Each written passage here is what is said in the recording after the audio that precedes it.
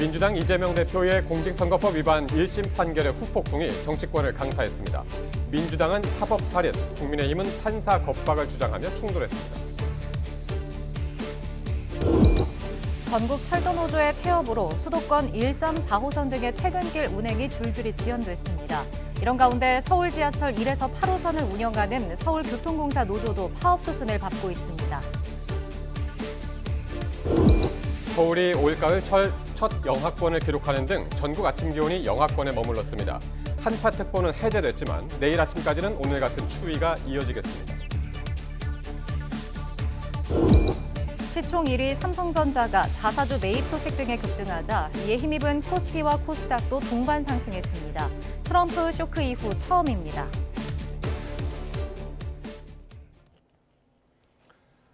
여러분 안녕하십니까? YTN 뉴스나이트 시작합니다. 이재명 대표의 공직선거법 1심 유죄 판결 뒤 더불어민주당이 내부 전열 정비에 집중하는 모습입니다. 월요일 아침 당 지도부 회의는 이 대표 무죄를 주장하는 변론장을 방불케 했습니다. 보도에 정인용 기자입니다. 민주당 지도부는 이재명 대표의 공직선거법 위반 1심 징역형 집행유예 판결을 일제히 성토했습니다. 최악의 판결, 사법 정의가 죽은 날, 사법 살인이란 원색적인 표현을 써가며 재판부 판단의 오류를 조목조목 지적했습니다. 그러면서 이번 판결을 본 국민은 반대로 왜 윤 대통령 부부는 처벌을 받지 않는 것인지 의문을 제기하고 있다며 역공을 펼쳤습니다. 제1야당의 대표와 배우자가 2년이 넘게 수사를 받고 재판을 받고 있는데 왜 김건희 여사에 대한 수사는 제대로 이루어지지 않고 심지어 기소조차 되지 않았다는데 국민께서는 분노하고 계십니다. 추락하는 국내 증시나 2기 트럼프 행정부 대응, 온라인 플랫폼 시장 등 굵직한 정책 위주의 메시지를 내던 이재명 대표도 대여 공세 모드로 전환했습니다. 검찰이 검찰권을 남용하고 범죄를 은폐하고 불공정한 권한 행사로 국가 질서를 어지럽히고 있다며 김건희 여사 특검을 정조준한 겁니다. 검찰이 제대로 하지 못하면 특별검사를 임명해서 그 훼손되는 법 절차를, 법 질서를 지켜내야 하는 것 너무 당연합니다. 이번 특검은 반드시 통과돼야 합니다. 민주당은 추가 녹취 파일을 공개하고 명태균 씨가 지난 대선 과정에서 당시 윤석열 후보의 비서실장 인선에 영향력을 행사했다는 의혹도 제기했습니다. 사모님, 어떻게 그 선거판에 그 비서실장을 씁니까? 귀한 그릇은 귀한 손님한테 써야 됩니다. 바로 신랑 전화해갖고 내가 윤한우 의원한테 안 된다 했으니까 당신 그래 알아. 명태균 게이트 진상조사단은 여론조사 조작과 공천 개입, 창원 산당 기밀 누설 등 현재까지 제기된 모든 의혹에 고발장을 제출하겠다고 압박의 고삐를 조였습니다.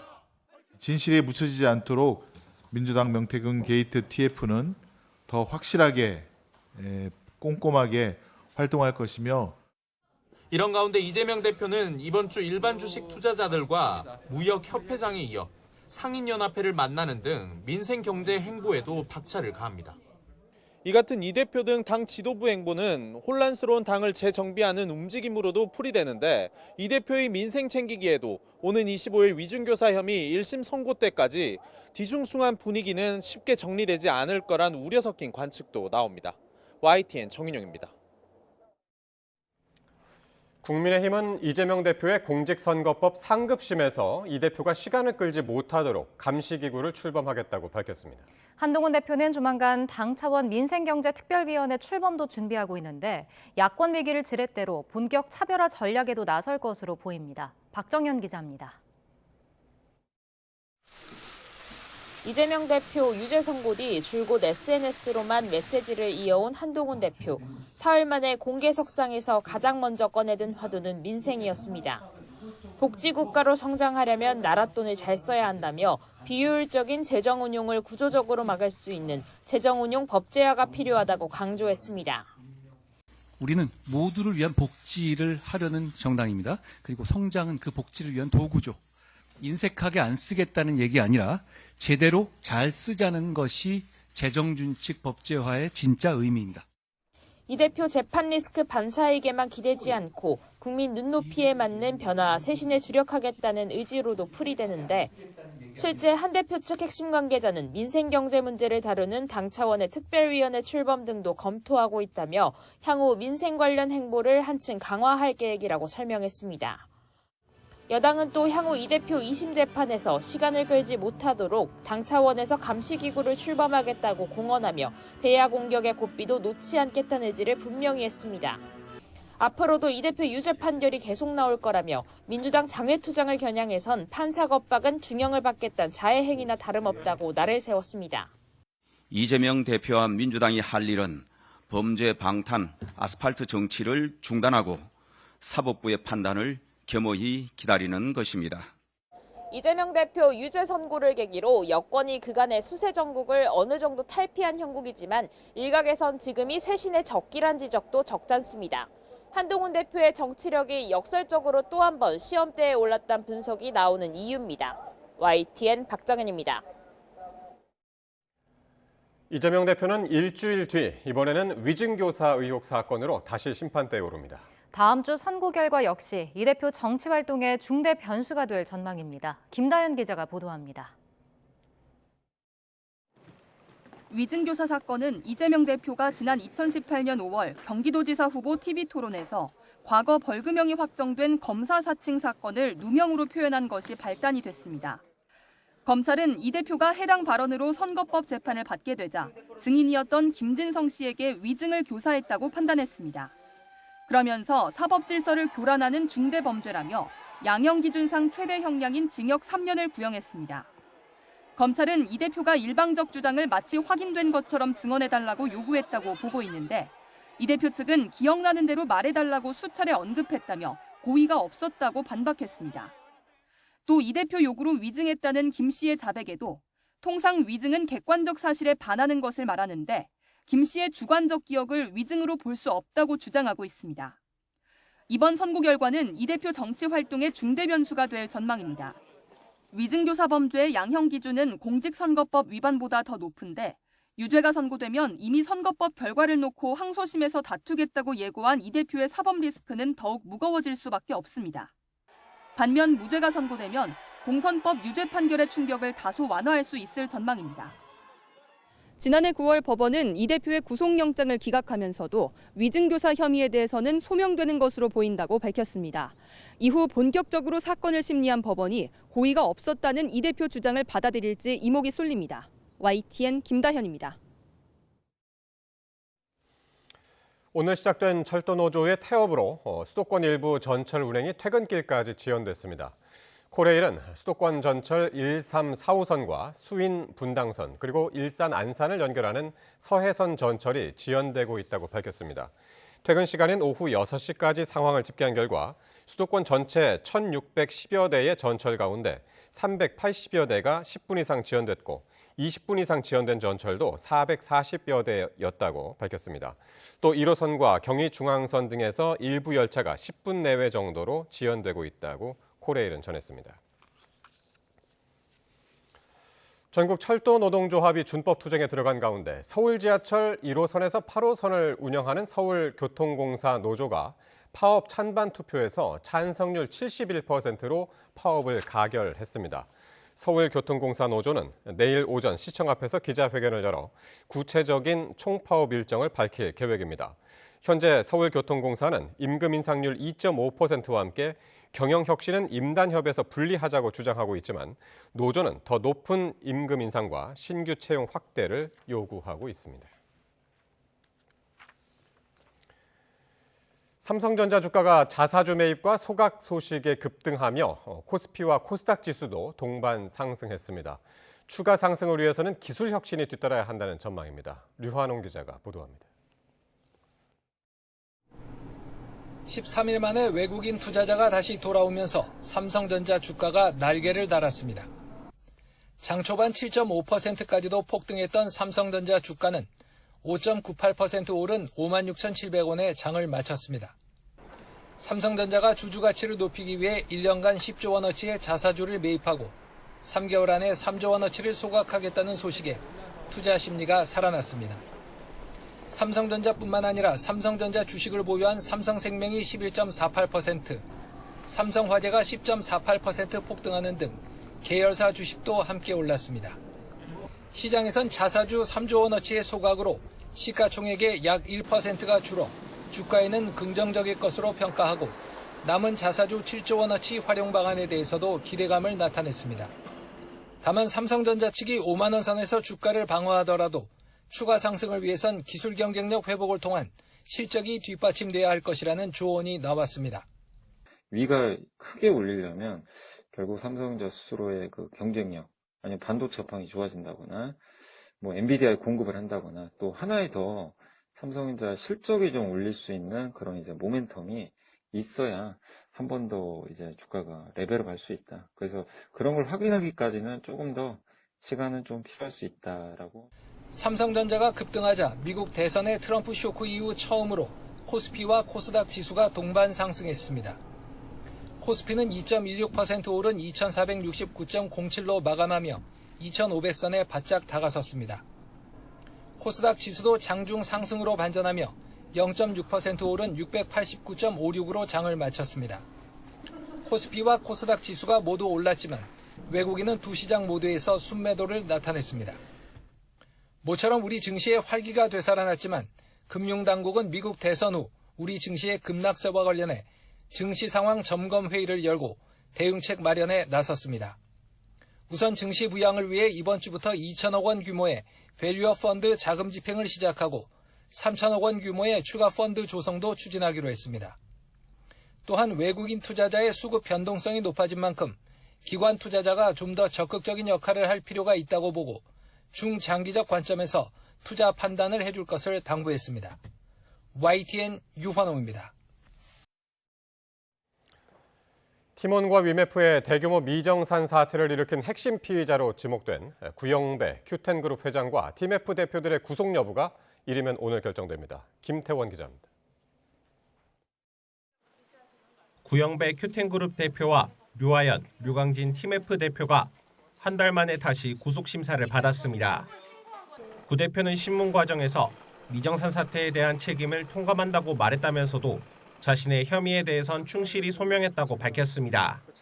이번 사태에 대해서 제 책임에 대해서 통감하고 반성한다는 말씀 드렸고, 구체적인 어떤 많은 혐의들에 대해서 제 입장에서 상세히 좀 소명했습니다.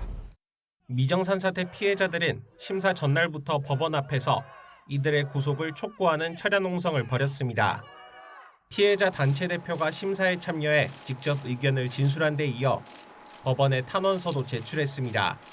지금까지 구영배 대표와 경영진은 어떠한 실질적인 해결책도 제시하지 못하고 있으며 성공하면 쿠팡, 실패하면 티메프라는 말도 안 되는 논리로 자신들의 불법 행동을 관행이라고 주장하며 구 대표 등은 대금 지급이 어렵다는 사실을 알고도 판매자 등을 속여 돌려막기식 영업으로 1조 5,950억 원대 대금을 가로챈 혐의를 받습니다. 또 일감을 계열사에 몰아주는 방식으로 티몬과 위메프, 인터파크 등에 720억 원의 손해를 입히고 미국 전자상거래 회사를 인수하기 위해 800억 원에 달하는 회사 돈을 빼돌린 혐의 등도 있습니다. 앞서 검찰은 지난달 이들에 대해 청구한 영장이 혐의 소명이 부족하다는 이유로 한 차례 기각되자 한 달 넘게 보강 수사를 이어왔습니다. 이들은 정산불능에 빠질 수 있다는 걸 알면서도 오로지 큐텐그룹의 손해를 메우기 위해 정상 운영이 불가능할 때까지 티몬과 위메프를 쥐어짜게 했다며 보통의 이커머스 업체 운영과는 다른 명백한 자금 유출 범죄라는 게 검찰의 판단입니다. 구 대표 등에 대한 구속 여부는 이르면 오늘 결정될 전망입니다. YTN 김태원입니다. 주말 사이 날씨가 급변하면서 오늘 아침에는 한파특보가 내려진 지역이 있을 정도로 추운 날씨를 보였습니다. 보도에 정혜윤 기자입니다. 이른 추위가 엄습한 서울 도심. 출근길은 하루 만에 급변했습니다. 거리에는 겨울 패딩과 털모자, 장갑, 귀마개까지 등장했습니다. 때 아닌 진달래가 꽃망울을 터뜨리고 단소매에 민소매 차림까지 등장했던 지난주와는 너무 차이가 큽니다. 시민들도 급변하는 날씨에 적응하기가 힘들 정도입니다. 지난주까지는 되게 따뜻해서 수능 끝나고 친구들이랑 한복 입고 놀 생각이었는데 오늘 막상 나오니까 너무 추워서 목도리까지 찾아 입고 왔거든요. 날씨가 왜 이렇게 오락가락 하는지 모르겠어요. 밤사이 북쪽 5km 상공에서 영하 20도 안팎의 강한 한기가 밀려온 것이 원인입니다. 고성 향로봉과 무주 설천봉 기온이 영하 10도 안팎까지 떨어졌고 내륙에서도 영하권 추위가 기록됐는데 서울 기온도 처음으로 영하권으로 내려갔습니다. 전북 내륙에는 올가을 첫 한파 경보가 내려졌고 강원과 충청 내륙에도 한파주의보가 발효됐습니다. 전문가들은 지난주 가을이 아닌 여름을 향해 가는 따뜻한 봄처럼 느껴질 만큼 기온이 높았기 때문에 이번 추위가 더 강하게 느껴질 수밖에 없다고 분석했습니다. 최근 온난화 경향이 두드러지고 있고 특히 우리나라는 지난주까지 11월 기온이 역대급 수준을 보인 곳이 많았습니다. 이렇다 보니 이번 주 평년보다 기온이 많이 떨어지진 않았지만 체감적으로 추위가 더 심하게 느껴질 수밖에 없었던 것으로 보입니다. 예년 기온을 밑도는 이른 추위는 하루 더 이어질 것으로 예상됩니다. 19일 화요일은 북서쪽에서 내려온 찬 공기의 영향으로 내륙을 중심으로 아침 기온이 영하 5도에서 8도 사이로 떨어지며 낮과 밤의 기온차도 10도 이상 크게 벌어져 춥겠으니 건강관리에 유의하시기 바랍니다. 이후 낮부터는 예년 기온을 회복하면서 계절의 시계가 제자리를 되찾겠습니다. 하지만 이번 주는 지난주에 비해 10도 이상 기온이 낮아 체감 추위가 계속될 가능성이 큽니다. 전문가들은 앞으로는 기온이 크게 오르내리기보다 점차 계절이 겨울로 접어들면서 아침 기온이 내려가겠다며 추워지는 날씨에 철저히 대비해달라고 당부했습니다. YTN 정혜윤입니다. 연세대학교가 논술 시험의 효력을 정지하는 법원의 결정에 이의를 제기한 가운데 내일 이에 대한 신문이 진행됩니다. 보도에 배민혁 기자입니다. 시험의 공정성이 훼손됐다며 논술 전형 입시 절차를 중단해달라는 일부 수험생의 요구를 법원이 받아들이자 연세대학교는 곧바로 이의를 제기했습니다. 이에 대한 법원의 신문이 내일 열리는 가운데 연세대는 이의 신청이 받아들여지지 않으면 항고심까지 다투겠다는 입장입니다. 연세대는 특히 이의 신청서에서 가처분 신청 항고심 결정까지 내려진 이후에 논술 시험 모집 인원을 정시로 이월할지 등을 결정하겠다고 밝혔는데 재시험을 요구하는 수험생 측에서는 학교가 아무 조치 없이 시간 끌기를 한다며 반발하고 나섰습니다. 또 정시로 모집 인원을 넘기는 방안은 피해자를 양산하는 만큼 재판부에 재시험 청구 소송의 빠른 진행을 요청하겠다고 밝혔습니다.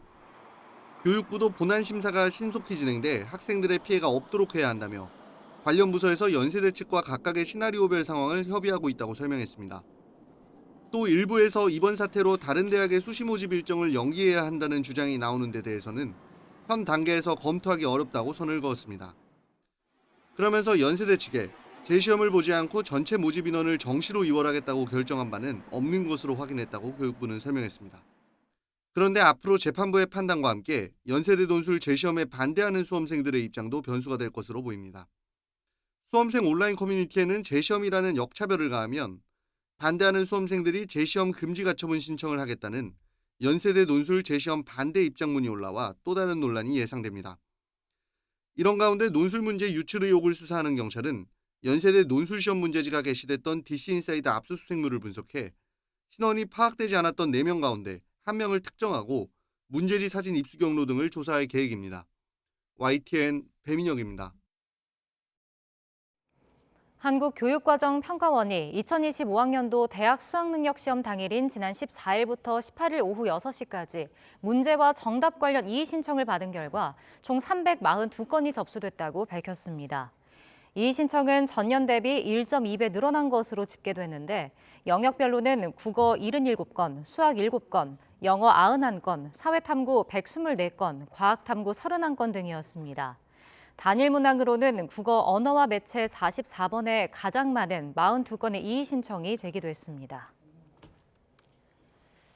지난 대선 경선 당시 경기도 법인카드로 전현직 국회의원 배우자 등에게 식사를 제공한 혐의로 기소된 더불어민주당 이재명 대표의 배우자 김혜경 씨가 1심 선고에 불복해 항소했습니다.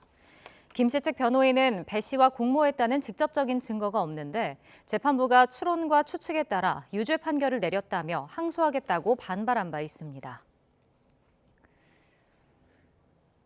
인천지검 부천지청이 지난 8월 7명이 숨진 경기 부천 호텔 화재와 관련해 안전조치를 제대로 하지 않은 혐의로 60대 건물주 A씨 등 4명을 구속 상태에서 재판에 넘겼다고 밝혔습니다.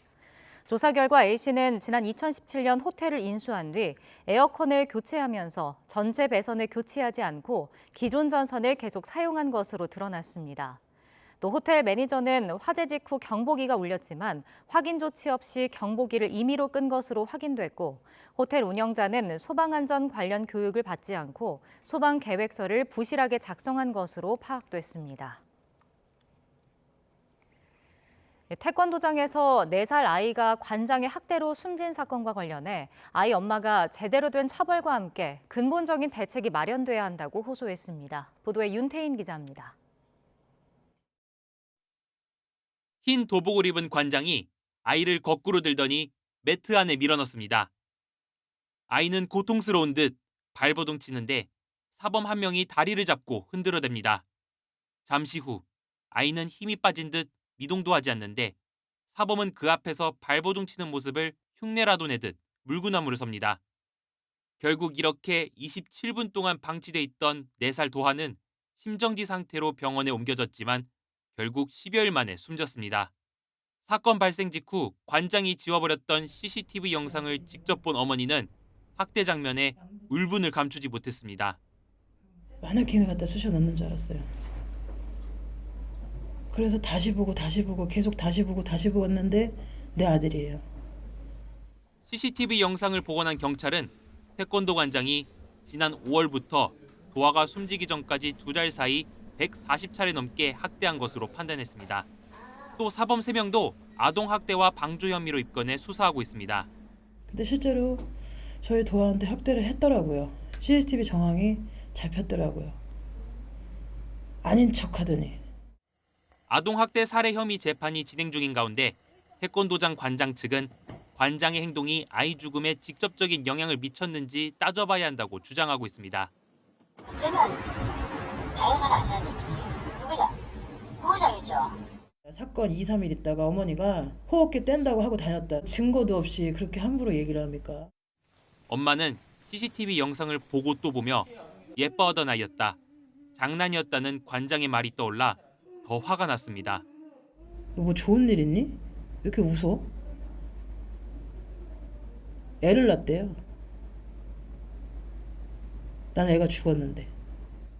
화면 속 고통스러워하는 아이 모습이 계속 아른거리는 엄마는 잘못한 어른들이 제대로 처벌받고 반성하기를, 다시는 이런 일이 반복되지 않기를 기도하고 또 기도합니다. 안고서 계속 사랑해 해주고 싶은데. YTN 윤태인입니다.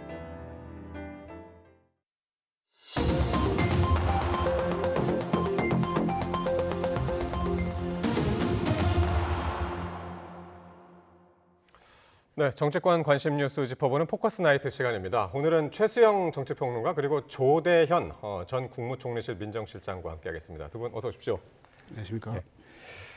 실장님은 오늘 처음이신데 네. 총리실 계실 때가 김부겸 총리 시절이었죠? 코로나로 아주 전 국민이 고생하던 그 시절에 제가 예. 김부겸 총리 모시고 민정실장으로서 보좌했습니다. 아, 그러시군요. 예. 명쾌한 토론 오늘부터 잘 부탁드리겠습니다. 예.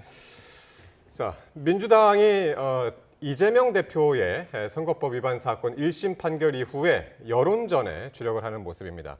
김 여사 특검법을 관철하겠다는 의지도 재확인했는데 한번 직접 듣고 오겠습니다.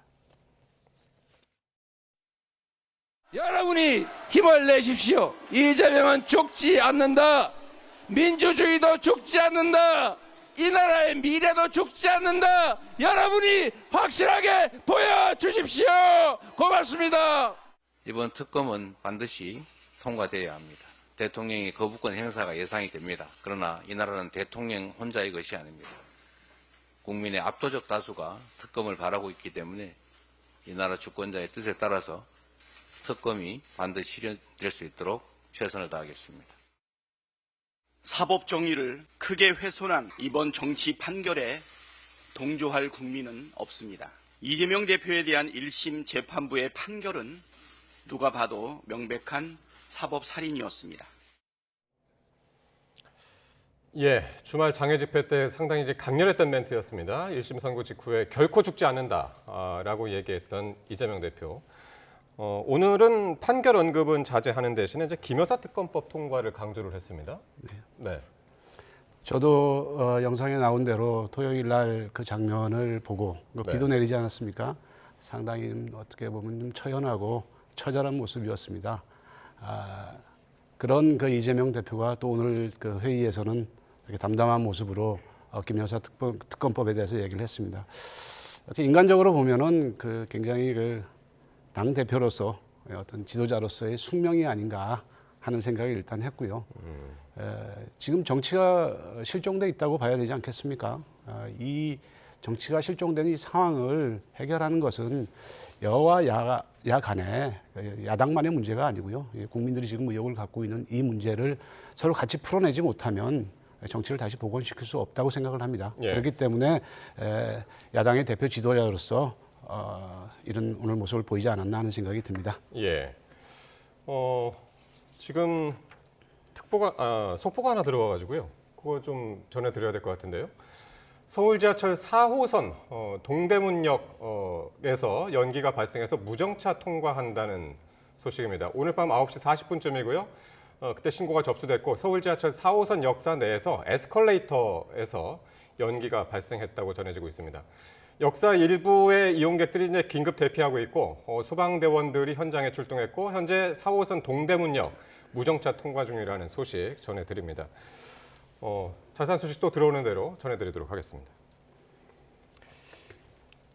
네, 이재명 대표 발언에 대해서 이제 얘기를 들어봤는데, 근데 이재명 대표가 그랬던가 하면 오늘 아침에 민주당 최고위원 7명 중에서 6명이 이재명 대표에 대한 변론을 아주 강하게 이제 한 것 같습니다.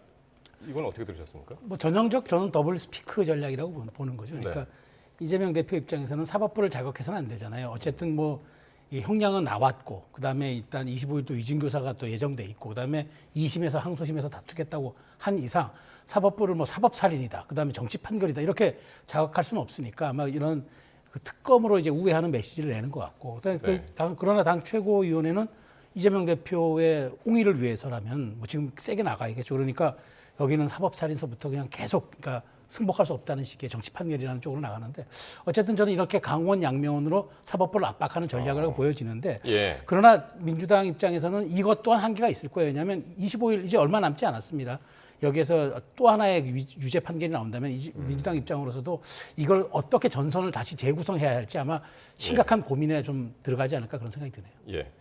그런데 이렇게 상당히 이제 최고위원들이 강하게 워낙 강한 발언이어서 박찬대 원내대표는 최악의 판결이라고 그랬고요. 전현희 최고위원은 사법 정의가 죽은 날이라고 그랬고 김병주 의원은 또 명백한 사법살인이라고까지 이제 이야기를 했는데 역효과를 부를 가능성 그런 이야기들도 나와서요. 여기에 대해서는 어떻게 생각하십니까? 일단 뭐 제가 생각해도 개인적으로 봤을 때는 표현 자체가 과한 표현들이 있습니다. 네. 그러나 제가 이제 민주당의 당원의 지금 심정이 어떨까 네. 이런 것들을 생각을 해보면은 상당히 많은 숫자는 지금 굉장히 격앙돼 있습니다. 우선 그 대다수가 저는 격앙돼 있다고 봅니다. 그리고 뭐 일부는 상당히 상황을 보면서 허탈해 있죠. 그리고 아주 적은 숫자지만 굉장히 이 이후에 벌어질 정치적 상황에 대해서 불안감을 가지고 있는 게 사실입니다. 예. 이런 상태에서 1차적으로 보면은 그런 격앙된 분위기가 그대로 노출이 된 거고요. 또 한편으로는 불안해하는 우리 그 민주당에서 그 민주당의 지도자들이 또 지도급에 있는 의원들이 당원들의 그 불안감을 달래기 위한 좀 강한 그런 발언이 아닐까 저는 그렇게 생각을 하고요.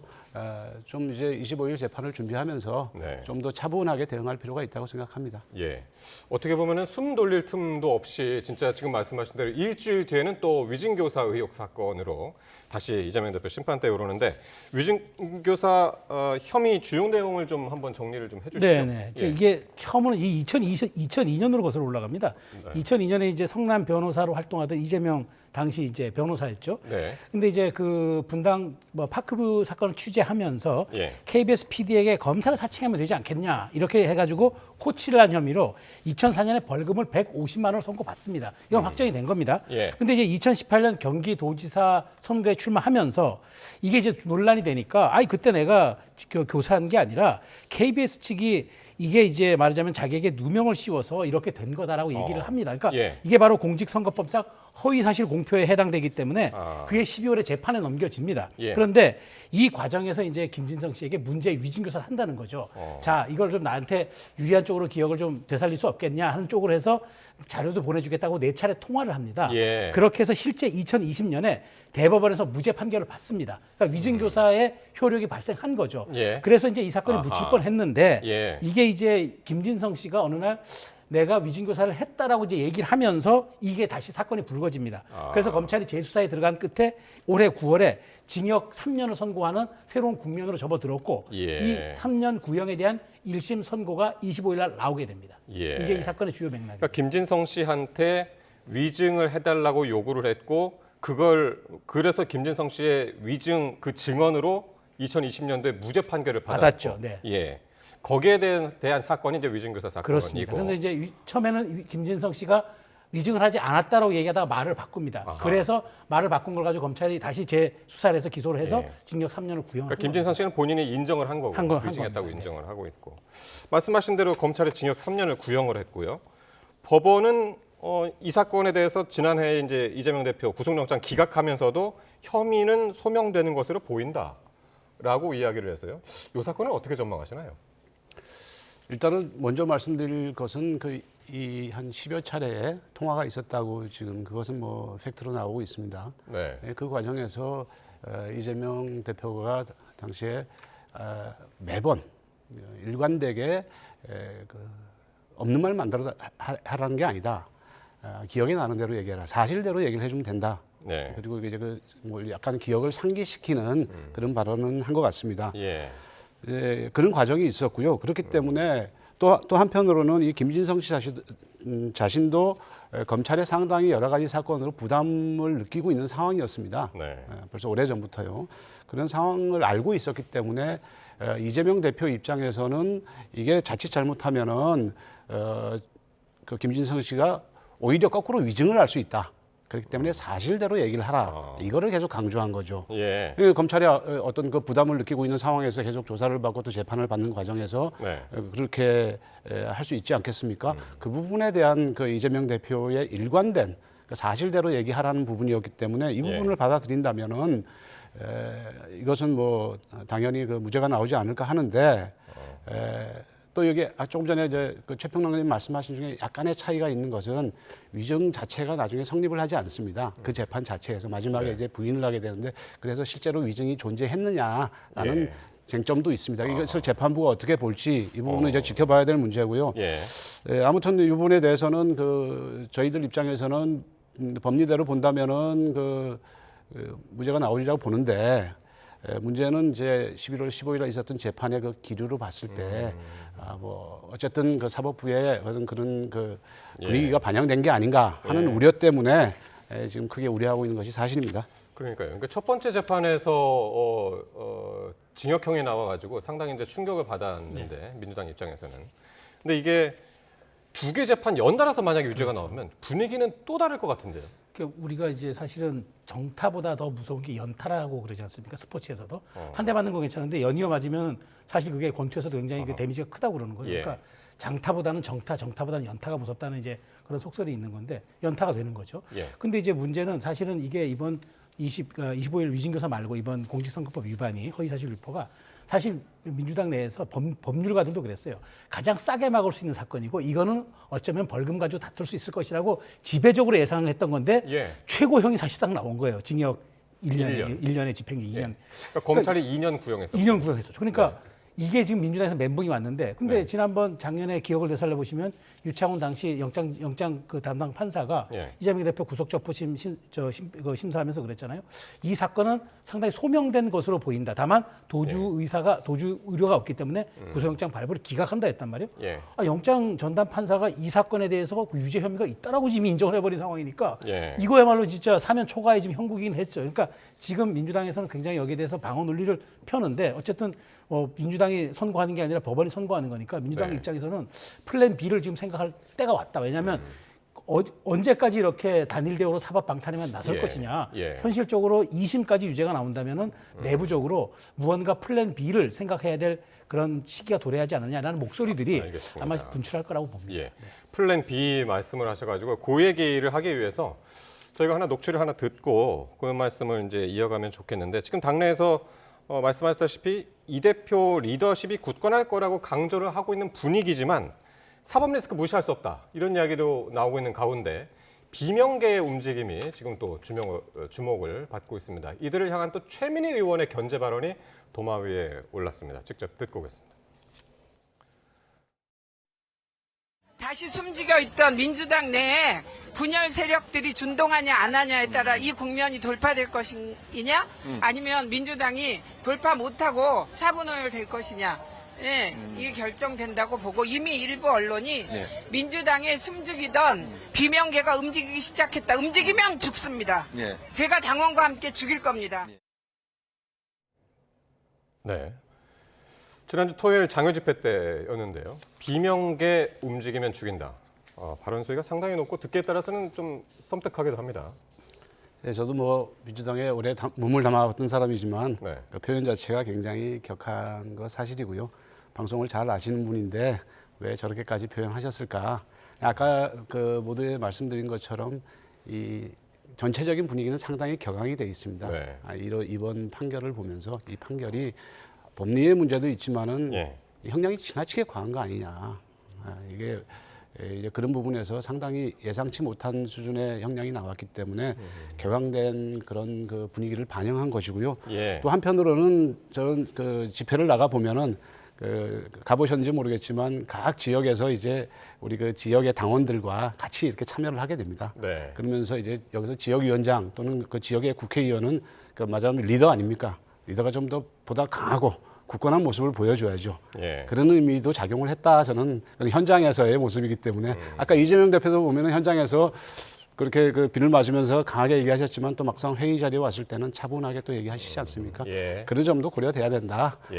이런 민주당 내의 분위기를 좀 이해를 해주셨으면 좋겠다 그런 생각이 듭니다. 장외 집회 이제 현장 분위기가 그렇게 이제 과격한 발언으로까지 이어졌다라고 말씀하셨는데 민주당에서는 공식적으로는 이게 당 차원의 입장이 아니다라고는 얘기가 있는데 어떻게 들으세요? 그러니까 저는 이제 그 독일의 정치학자죠 노엘레 노이만이 얘기한 침묵에 나선 이론이라는 게 있습니다. 그게 뭐냐면은 어느 하나의 집단에서 여론이 형성되는 과정을 놓고 보면은 주류에서 강한 메시지와 강한 톤의 어떤 한 방향성을 보여주면은 소수의 사람들이 그에 따른 소외와 불이익을 두려워해가지고 말을 하지 못하고 추종하는 세력이 있고 추종하지만 실질적으로 잠복기에 들어간다. 예. 바로 이게 침묵의 나선 이론입니다. 그러니까 회오리 형태로 이렇게 나선 형태로 올라간다는 그런 뜻에서 이제 한 건데 저는 지금 민주당의 정치 구조 지배가 지금 이렇게 되고 있다고 봅니다. 그러니까 많은 사람들이 무언가 얘기를 하고 싶은데 말을 하지 못하는 건 박광원 학습 효과 때문이라고 저는 생각합니다.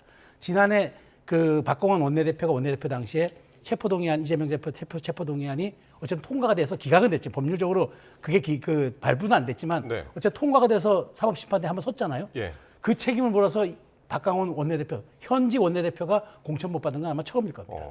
그런 어떤 학습 경험이 있기 때문에 지금 움직이면 죽인다고 여기까지 얘기하는 이런 상황에서 움직일 수 있겠습니까? 그래서 저는 당장은 지금 보기에 침묵에 나선 이론 같은 지금 형국이 돌아가지만 제가 아까 말씀드린 대로 연타도 맞고 그다음에 지금 계속적인 이어서 백현동, 대장동 그다음에 북한 대북 송금까지 줄지어 계속적인 사법 결과가 연말까지 나온다면은 민주당에서도 버틸 수 없다. 아무리 침묵에 나선 이론이 무서워도 할 말을 해야 되겠다. 그리고 플랜 B가 없으면은 민주당이 다 죽게 생겼다는 얘기가 나올 겁니다. 당장은 진화하는 것 같지만 깊게 묻은 다이너마이트가 폭발력이 더 큰 법입니다. 예.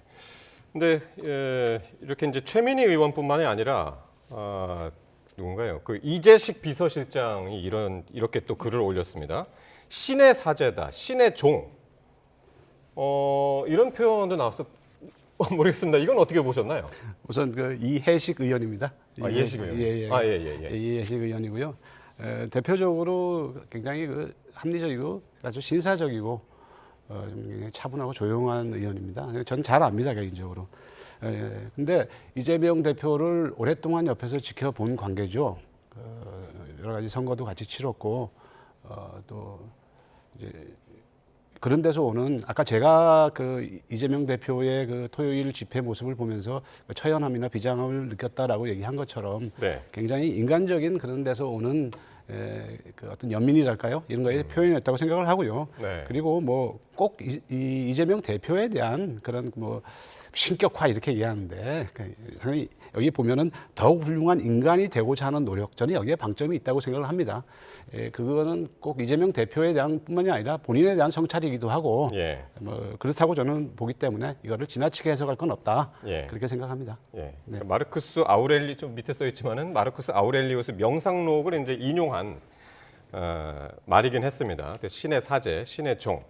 어쨌든 이런 표현을 이제 인용을 했습니다. 이재명 대표한테. 그런데 이게 실제 비명계 움직임이 지금 이제 활발해지는 그런 모습인데 원외로 밀려난 비명계. 모르겠습니다. 조대현 실장도 여기에 포함되는지 모르겠네요. 아니요, 전 뭐 초일회의 움직임이 지금 뭐 심상치 않습니다. 뭐 저는 정치인이 아니니까 제가 해당되는 것은 아니고요.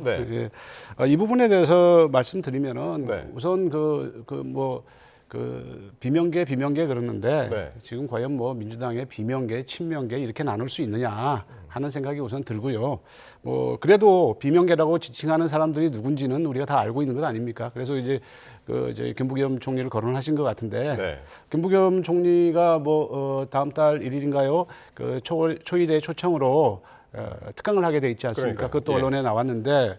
그것도 보면은 이번에 김부겸 총리가 지난 3주 동안 미국을 다녀왔습니다. 미국 대선을 참관을 하고, 그다음에 대학에서 강연도 했다고. 스탠포드 대학에서 한국 사회가 직면하는 가장 큰 문제인 저출산 문제를 가지고 특강도 했습니다. 이제 그러면서 이제 각계의 정치인들도 많이 만나보고 현장을 보고 왔기 때문에 가기 전에 이미 초일회에서 다녀오시면은 그런 걸 가지고 주제로 해서 얘기 한번 해주시라 이런 약속이 미리 돼 있었던 겁니다. 그래서 오히려 혹시 오해가 있을까봐 이제 국내 정치 부분은 서로 언급하지 말자 이렇게 얘기까지 된 것 같습니다. 그렇기 때문에 그만큼 이제 조심들을 하고 있는 거죠. 배려고요. 그러니까 이재명 대표가 지금 어려움에 처해 있는데 혹시라도 오해받지 않도록 또 이재명 대표 어려움을 배려한다는 차원에서 그렇게 하고 있는 거고요. 김동연 지사도 마찬가지입니다. 김동연 지사 같은 경우에도 바로 강한 톤의 입장을 냈고요. 입장문을 냈고 또 토요일 날은 집회까지 참석한 걸로 알고 있습니다. 그러니까 이런 것은 언론이나 이런 데서 좀 과하게 좀 확대하지 않았으면 좋겠습니다. 그러니까 시기가 공교롭게도 일치해서 그렇지 큰 의미를 두지 말라는 말씀이신데요. 뭐 아니 땐 굴뚝에 연기 나겠습니까? 근데 저는 뭐 지금 시점에서는 아마 저도 동의하는 지점은 이재명 대표의 리더십이 당분간은 흔들리지 않을 겁니다.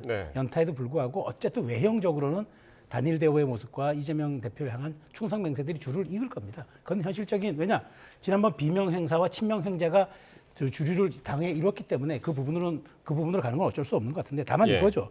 지금 벌써 언론에서 삼총 삼김이라는 표현을 쓰지 않습니까? 삼총리, 그러니까 이낙연, 정세균, 김부겸, 그다음에 삼김, 김경수, 김동연, 김두관 이런 지금 잠재력 있는 이른바 후보군들이 있어요. 있기 때문에 제가 보기에 이게 시기의 문제지 언젠가 불거질 수밖에 없다. 우리가 뭐 아무리 감춘다고 감춰지겠습니까? 이 부분은 저는 이재명 대표가 연말 연초를 넘어가면서 실질적으로 우리가 다른 건 정치적으로 넘을 수 있어도 이 사법적인 대한 판결을 우리가 어떻게 넘느냐라는 현실론이 나오면 아마도 이 부분에 대해서 플랜 B가 나오고 이재명 대표도 영민한 분이기 때문에 내가 이번 판에서 혹시라도 사법 리스크가 내 발목을 잡아서 현실적으로 출마가 불가능해질 것 같으면은 다음을 고려해야죠. 그렇잖아요. 언제까지 이번 대선에만 목숨을 걸겠습니까? 차라리 깨끗하게 클리어 시킨 다음에 그 다음에 차기 대선 노리는 것도 방법일 수 있기 때문에 저는 이 부분에 대해서는 지금은 당장 친명의 완장을 두른 사람들이 너무 지금 이른바 공포 정치를 하고 있기 때문에 실질적으로 말씀은 못하지만 내부적으로는 아마도 연말 연초를 넘기면서 우리가 뭘 준비해야 하는지에 대한 어떤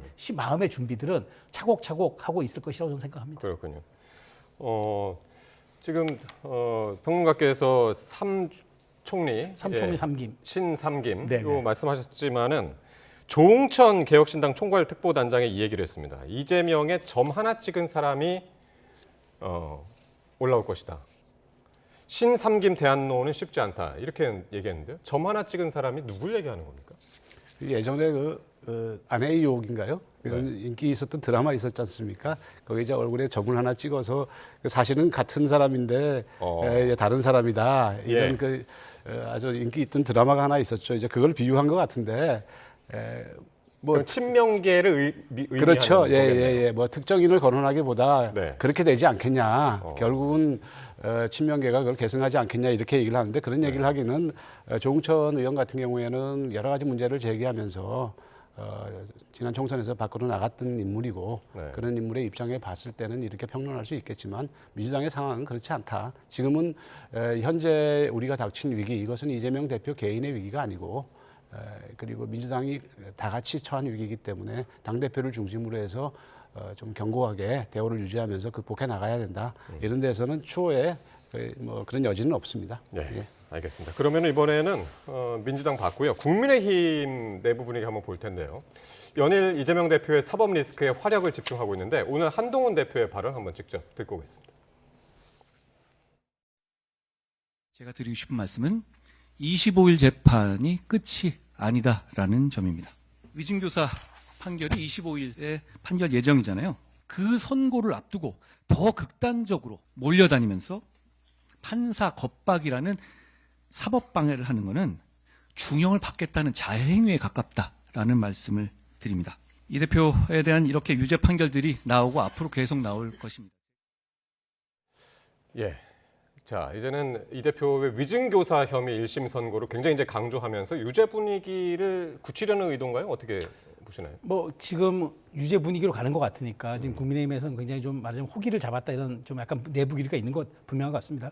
근데 중요한 건 어쨌든 이재명 대표의 이 부분들이 좀 자존심 상해 있고 지리멸렬해 있던 보수층에 희망을 준 건 사실이에요. 그리고 또 하나 이제 이재명 대표 이런 분위기가 상대적으로 이제 지금 여권의 추가 실점을 좀 막는 방파제 역할을 또 한 건 사실입니다. 그런데 중요한 건 추가 실점은 막았지만 득점은 여권의 몫이 아니겠습니까? 득점을 해야 이기는 거죠. 실점 막았다고 경기 승리하는 거 아닙니다. 그리고 어찌되었건 실점을 할 땐 하더라도 공격력을 화끈한 공격력을 보여주는 팀을 응원하는 게 또 상례이기 때문에 저는 국민의힘이 이런 것을 가지고 내부 개혁의 쇄신과 동력으로 삼을 필요가 있겠다라는 말씀을 드리고 그런 측면에서 결국 여권은 여기에 대해서 민주당이 이재명 대표를 과도하게 공격하고 재판부에 대해서 오히려 말하자면 이제 그것이 당연시 된다고 얘기하는 것보다는 차라리 이 기회에 뭔가 우리가 쇄신과 변화를 통해서 당정 일체를 통해서 그다음에 이제 우리가 여권에 말하자면 이제 무한 책임을 국정 운영에 무한 책임을 진 게 여권이니까 성과를 내자는 쪽으로 조금 모드를 바꿔서 그렇게 해서 국민적인 마음을 얻으면서 지지율 상승에 좀 터닝 포인트를 삼아야 한다. 이재명 대표의 이 유죄 판결이 굉장히 호기이긴 하지만 결코 이것이 국민의힘에게 득점으로 연결된 건 아니기 때문에 전략을 조금 이원할 필요는 있겠다는 말씀을 드리겠습니다. 예. 실장님께서는 요즘 국민의힘 분위기 어떻게 보시나요? 뭐 이제 또 25일 결과를 또 지켜보고 이렇게 해야 되겠지만은 이게 지금 최 평론가님께서 얘기하신 부분에 대해서는 상당히 공감을 합니다. 제가 지난번에 낮방송에 나와서도 사실은 그때 한동훈 대표를 응원했었습니다. 그때가 한동훈 대표와 대통령이 회동한 그 직후였습니다. 그래서 왜 응원했냐면 이 지금의 실종된 정치를 복원시킬 두 축은 이재명 대표와 한동훈 대표입니다. 그런데 이번 재판 결과를 보면서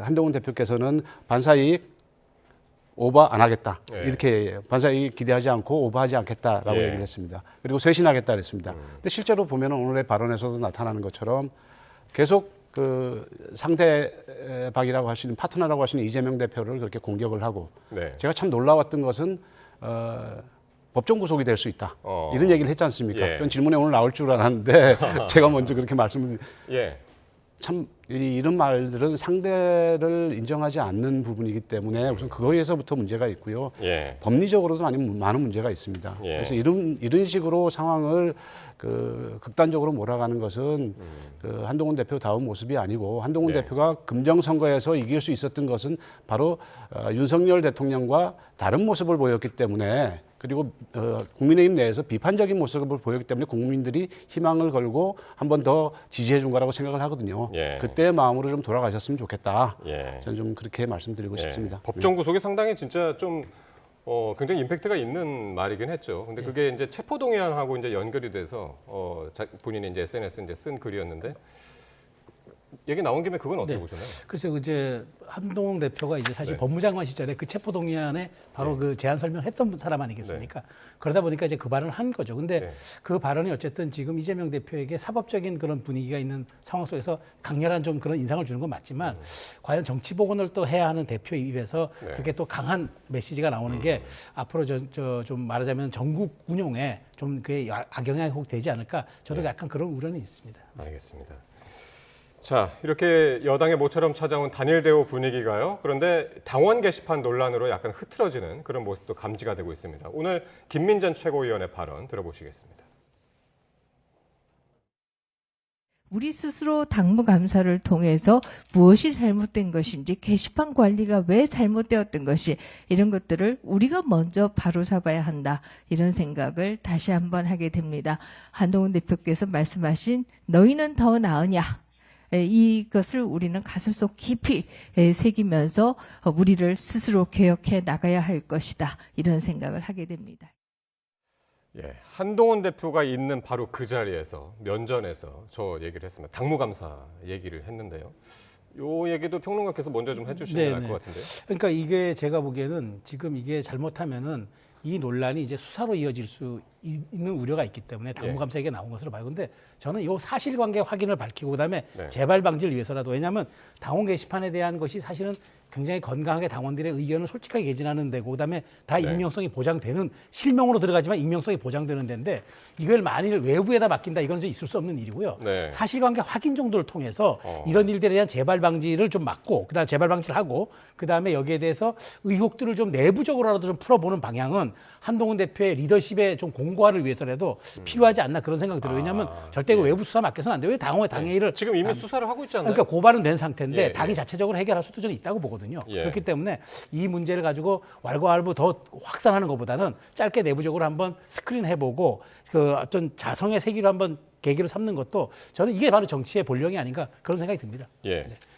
참고로 지금 이제 장해찬 전 최고위원 같은 경우는 지금 이 당원 게시판에 올릴 수 있는 글이 하루에 1인당 작성글 3개로 이제 제한이 된다는 겁니다. 근데 가족들 명의가 거의 동일한 시간대에 이제 기록이 됐고 로그인했다가 로그아웃이 된 그런 기록이 있기 때문에 한 대표 가족 중에 한 명이 다른 가족 명의로 여론을 조작하고 당정 갈등을 일으킨 범인이다. 이게 이제 장예찬 전 최고위원의 주장입니다. 지금까지 이제 이렇게 이제 사안이 흘러오고 있는데 실장님은 어떻게 보시나요? 이게 그동안에는 이제 이 대표의 사법 리스크가 여당 내 갈등을 좀 봉합하는 그런 계기가 됐다라는 평가도 나오는 반면에 바로 이 당원 게시판 논란이 분열의 변수가 되지 않을까 그런 전망도 있던데요. 이러한 내용들이 항상 잠복이 되어 있습니다. 아까도 그 대통령과의 회동 그 사례를 얘기를 했었지만은 그 직후에 굉장히 그 당이 극단적으로 분열되는 모습을 보였지 않습니까? 국민의힘이.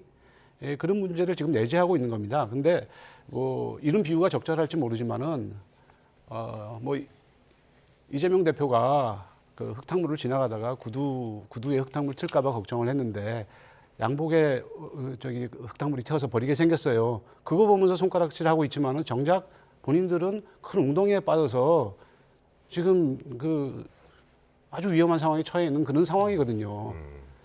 예, 지금 그런 정치가 실종된 그런 상황에서 한 대표가 조금이라도 그 정치를 다시 복원하는 그런 길을 찾지 않는다면은 다시 이런 그 당내의 갈등에 그 회오리에 희생될 수밖에 없다. 건전한 보수가 한동훈 대표를 그 지난 선거에서 보궐선거에서 그 지지했던 그것을 잊지 말고 다시 한번 그걸 돌아가는 말을 다시 한번 드리면서 말을 마치겠습니다. 알겠습니다. 뭐 크게는 지금 이제 이재명 대표의 사법 리스크로 이제 온 정치권의 이목이 집중돼 있지만은 바로 요 국민의힘의 당원 게시판 논란도 계속해서 저희가 지켜봐야 하는 그런 상황이 될 것 같습니다. 네, 오늘 최수영 정치평론가 그리고 조대현 전 국무총리실 민정실장과 말씀 나눴습니다. 고맙습니다.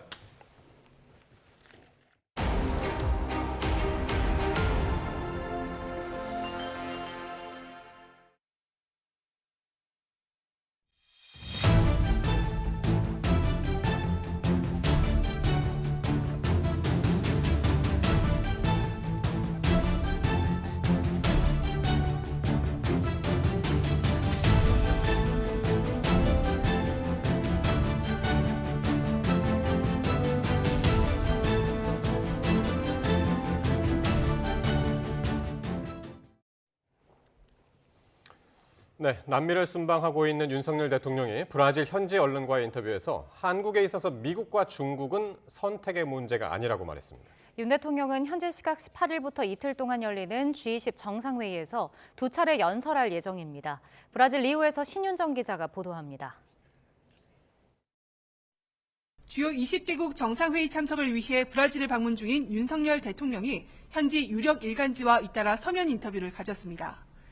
윤 대통령은 미국과 중국 관계가 국제사회 평화와 번영에 기여하는 방향으로 발전해 나가길 기대한다며 그 과정에서 한국은 양국과 긴밀히 협력해 나가겠다고 말했습니다. 그러면서 한국에 있어 미, 중은 둘 중 하나를 선택해야 하는 문제는 아니라며 한미동맹을 기본 축으로 중국과 계속 소통하고 관계를 발전시키고자 노력하고 있다고 밝혔습니다. 미국 도널드 트럼프 당선인에 대해서는 동맹의 일원으로 양국 국민은 물론 글로벌 평화와 번영을 위해 함께 더 많은 일을 하게 될 것으로 확신한다며 기대를 나타냈습니다. 윤 대통령은 러시아와 북한은 전쟁과 도발을 억제해온 한미동맹에 책임을 전가하고 있지만 이는 적반하장이라며 러북 군사협력에 대한 강력하고 실효적인 제재가 이행되도록 동맹 및 우방국들과 긴밀히 공조해 나갈 것이라고 덧붙였습니다. 인터뷰는 G20 개막일인 현지 시각 18일 브라질 3대 일간지 우글로브와 브라질 내 영향력이 가장 큰 것으로 꼽히는 전국지 폴리아지 상파울로 일면에 실렸습니다. 대통령실은 미국 신행정부 출범으로 심화 가능성이 예상되는 미중 간 전략 경쟁에 대한 해법을 내놨다고 설명했습니다. 윤 대통령은 현지 시각 18일 글로벌 기아 빈곤 퇴치 연합 출범식에 참석해 기아와 빈곤 퇴치에 대한 우리 정부의 기여 방안을 밝히는 것으로 G20 정상회의 일정을 시작할 예정입니다. 취임 뒤 처음 브라질을 방문한 윤 대통령은 G20 정상회의 참석을 계기로 남아공과 인도네시아, 멕시코와의 정상회담을 추진하며 실질적인 협력 방안 모색에도 나설 예정입니다. 리우데자네이루에서 YTN 신윤정입니다. 김정은 북한 국무위원장이 장교들을 모아놓고 핵무력 강화와 전쟁 준비에 매진하자고 연설했습니다. 트럼프 당선 이후 처음으로 미국을 향한 비판 메시지와 함께 러시아 파병의 정당성을 주장하는 듯한 발언도 내놓았습니다. 보도에 이종원 기자입니다. 김정은 국무위원장이 각급 대대장 등 장교들을 한데 모아놓고 연단에 섰습니다. 10년 만에 대대장, 대대 정치지도원 대회를 연 것으로 김 위원장은 핵무력을 한계없이 강화하고 전쟁 준비 완성에 총력을 집중하겠다고 주장했습니다. 핵무력 강화 노선은 이미 불가역적이라고 거듭 강조하며 그 책임을 한국과 미국 등 서방으로 돌렸습니다. 조선 반도의 긴장 상태를 사상 최악으로 격상시킨 미국과 괴뢰 한국을 비롯한 적대 세력들의 반공화국 군사적 대결 광태의 위협적 성격에 대하여 까발키시고 유사시 미국과 추종국가 군대들이 나토와 같은 군사동맹의 간판을 쓰고 한반도에 버젓이 나타날 수도 있다며 한미일 군사협력도 강도 높게 비판했습니다. 트럼프 당선에 대한 직접적인 언급은 없었지만 미 대선 이후 나온 김 위원장의 첫 데뷔 메시지입니다. 한미일 삼각 공조의 비판을 통해서 전쟁 준비 완성과 핵무력 강화 노선을 강조한 것은 아마 트럼프 2기 정부 출범 후 긴장을 유지하면서 핵군축 협상을 이끌겠다는. 특히 김 위원장은 러시아와 우크라이나의 전쟁 상황도 거론했습니다. 미국과 서방이 우크라이나를 돌격대로 내세워 러시아와 전쟁을 벌이며 실전 경험을 쌓고 있다고 주장했습니다. 북한군 파병을 직접 언급하진 않았지만 간접적으로 파병의 정당성을 강조하려는 의도로 보입니다. 통일부 고위 당국자는 파병 소식이 북한군과 사회에 알려지는 상황에서 군심을 다잡기 위해 10년 만에 이런 행사를 연 것으로 보인다고 분석했습니다. 이런 가운데 북한은 3주 만에 대남 쓰레기 풍선 도발도 재개했습니다. 북한의 행위는 선을 넘고 있으며 이후 발생하는 모든 사태의 책임은 북한에 있음을 다시 한번 엄중 경고한다. 김여정이 대북전단을 비난하며 대가를 치를 것이라는 대남 담화를 발표한 직후에 나온 후속 조치인데 우리 군은 인내심을 더는 시험하지 말라고 거듭 경고했습니다. YTN 이종원입니다. 지난달 접경지 주민의 반발 끝에 무산된 대북전단 살포가 이번에는 해상에서 추진되고 있습니다. 해경은 출항이 가능한지 규정을 살피고 있습니다. 보도에 박희재 기자입니다. 출렁거리는 바다 위에서 종이를 한가득 실은 풍선이 하늘로 올라갑니다. 또 무언가를 담은 페트병이 바다로 마구 뿌려집니다. 2008년 10월 강원 고성에 있는 북한 해금강 앞바다에서 납북자 가족과 탈북민 단체가 비닐에는 대북전단과 페트병에는 쌀과 1달러 지폐를 담아보내는 현장입니다. 16년이 지난 현재 이와 비슷한 대북전단 해상 살포가 다시 추진되고 있습니다. 지난달 경기도 파주에서 대북전단 살포 계획이 접경지 주민 반발 끝에 무산된 지 약 3주 만입니다. 우리 납북자 516명에 450명이 어민이에요. 어민이 많기 때문에 그런 의미를 또 두려고 제가 바다에서 보내는 거예요. 납북자 가족 모임 측은 내일 오후 속초 해경을 방문해 살포 계획을 설명한 뒤 출항 여부를 논의한다는 계획입니다. 이에 대해 해경 측은 YTN과의 통화에서 현행 규정상 출항 자체를 금지하는 법은 없다면서도 어선을 다른 목적으로 사용하게 되면 유관기관의 사전 검사를 받아야 한다고 설명했습니다. 그러면서 모임 측이 방문하면 출항 목적을 따져본 뒤 현행 규정과 함께 출항 가능 여부를 설명하겠다고 밝혔습니다. YTN 박희재입니다. 의정 갈등의 핵심인 전공의와 의대생이 대거 포함된 대한의사협회 비상대책위원회가 출범했습니다. 하지만 여의정 협의체 참여에는 거리를 뒀습니다. 권민석 기자입니다. 대한의사협회 비상대책위원회가 비대위원 인선을 마무리하고 공식 활동을 시작했습니다. 위원 15명 가운데 6명, 40%를 사직한 전공의와 휴학한 의대생으로 채웠습니다. 특히 의대 증원 전면 백지화를 고수해온 박단 대표가 전면에 나서면서 전격적인 의정 대화를 기대하긴 어려워 보입니다. 박형욱 위원장도 여의정 협의체 참여에 선을 그었습니다. 현재 여야 의정 협의체가 진행되는 상황을 볼 때 과연 저기서 저런 어떤 형태에서 유의미한 결과가 나올 수 있을지 굉장히 회의적입니다. 의대 증원 책임자 문책도 요구하며 정부가 변하지 않으면 저항과 투쟁밖에 없다고 강조했습니다. 의대 교육 파행이 불보듯 뻔한데 이제 어쩔 수 없다고 해서 정부 정책에 찬성할 순 없다는 겁니다. 교육부가 교육이 불가능하다고 판단되면 어떤 방법을 통해서라도 입학을 정지시키거나 취소하는 방향으로 가야 된다고 생각합니다. 이면택 전 회장 탄핵으로 등장한 비대위마저 정부의 선조치를 요구하면서 당장 화해 무드는 난망해졌습니다. 또 내년 1월까지인 비대위 활동에 전공의와 의대생 목소리가 강하게 반영될 것으로 보여 의정 갈등이 해를 넘길 가능성도 제기됩니다. YTN 권민석입니다. 동덕여대가 오늘 홈페이지에 공학 전환 반대 집회로 인한 피해 사례를 접수한다는 공지를 올렸습니다. 학교는 수업 거부나 건물 점거 등으로 인한 학내 구성원들의 정확한 피해 내용을 파악하겠다고 밝혔습니다. 이런 가운데 총학생회는 재학생 전체를 대상으로 한 남녀공학 전환 투표를 예고했습니다.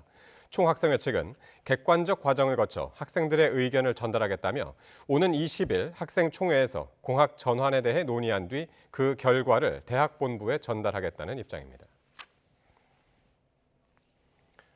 서울 종암경찰서는 오늘 불법 추심에 시달리다 지난 9월 세상을 떠난 30대 싱글맘 A씨의 지인 B씨를 참고인 신분으로 불러 조사했습니다.